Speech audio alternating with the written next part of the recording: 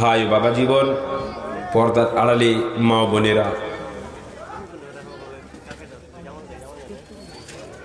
আমরা এই যে জালসা করছি, জালসার উদ্দেশ্য কি? জালসা আমরা কেন করি এই সম্পর্কে আমাদেরকে জানতে হবে। আসলে আমরা বিভিন্ন প্রকার মানুষের সঙ্গে উঠা বসা করি এবং শয়তানের চক্রান্তে পড়ে আমরা দিন থেকে দূরে সরে যাই, আমাদের ঈমান দুর্বল হয়ে যায়।